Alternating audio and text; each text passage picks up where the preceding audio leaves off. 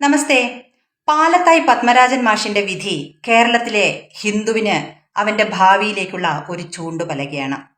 സംഘടിതരായ മതവിഭാഗം ഭൂരിപക്ഷമായ ഒരു പ്രദേശത്ത് അസംഘടിതരായ അധികാരമില്ലാത്ത ഒരു വിഭാഗത്തിന് എന്താണ് സംഭവിക്കുക എന്നുള്ള അരക്ഷിതമായ ആ അവസ്ഥയിലേക്കുള്ള ചൂണ്ടുപലകയാണ്, അതിന്റെ നേർക്കാഴ്ചയാണ് പത്മരാജൻ മാഷിന്റെ ഇപ്പോഴത്തെ ഈ ഗതി, അദ്ദേഹത്തിന്റെ വിധി. ഇതുപോലെ തന്നെ ഉള്ള സ്ഥിതിയിലേക്ക് ഹിന്ദുവിനെ എത്തിച്ചതിൽ ഇവിടുത്തെ LDFനും UDFനും പങ്കില്ലേ? തീവ്ര മതവിഭാഗങ്ങളെ പിന്തുണച്ചുകൊണ്ട് അവർ നടത്തിയ രാഷ്ട്രീയ കലാപരിപാടികളല്ലേ ഇതിനൊക്കെയും കാരണം.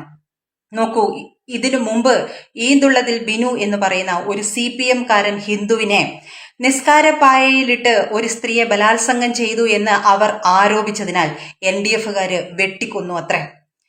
പിന്നീട് ആ മനുഷ്യന്റെ അമ്മയ്ക്ക് ആ കാരണം കൊണ്ട് മാനസിക രോഗം വന്ന് അത് കണ്ട പശ്ചാത്താപം തോന്നിയ ആ നുണ പറഞ്ഞ സ്ത്രീ തന്നെ അത് ഏറ്റുപറഞ്ഞു. എന്തുണ്ടായി ലാഭം? ആ അമ്മയ്ക്ക് മകനെ നഷ്ടപ്പെട്ടു, അവർക്ക് ഭ്രാന്തായി, ആ മനുഷ്യന് ജീവൻ പോയി.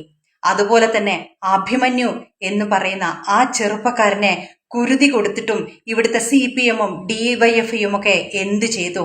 ഇവിടുത്തെ ജിഹാദികൾക്ക് താങ്ങിക്കൊടുത്ത് ജീവിക്കുകയല്ലാതെ ഈ പറയുന്ന കോൺഗ്രസോ കമ്മ്യൂണിസ്റ്റോ ഈ കേരളത്തിന് എന്താണ് സംഭാവന ചെയ്തിട്ടുള്ളത്?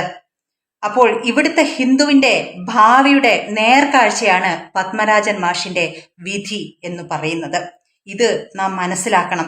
നമുക്കിപ്പോൾ ചെയ്യാൻ കഴിയുന്നത് അദ്ദേഹത്തോടും കുടുംബത്തോടും ചേർന്ന് നിന്നുകൊണ്ട് പിന്തുണ പ്രഖ്യാപിക്കുക, നമുക്ക് പറ്റാവുന്നത് ചെയ്യുക എന്നുള്ളത് മാത്രമാണ്.